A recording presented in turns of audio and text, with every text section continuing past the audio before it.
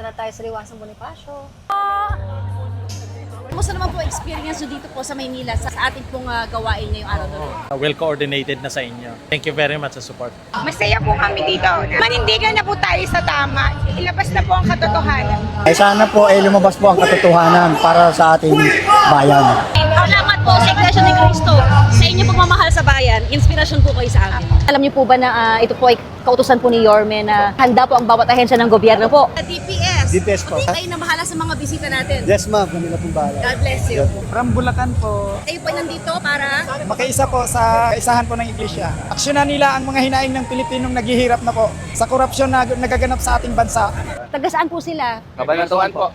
Nueva Ecija po. Hindi tayo papayag na yung batas babaloktotin. Hindi tama yun eh. Ang Iglesia ni Cristo, nililinaw naman kanina eh, hindi tayo against doon sa batas. Ang inaano natin yung mga hindi nagpapatupad ng tamang batas. Kaisa niyo po kami sa inyong panawagan. Hindi man po kami INC. Kami po ay kaisa po ninyo sa pakikipaglaban po sa katotohanan.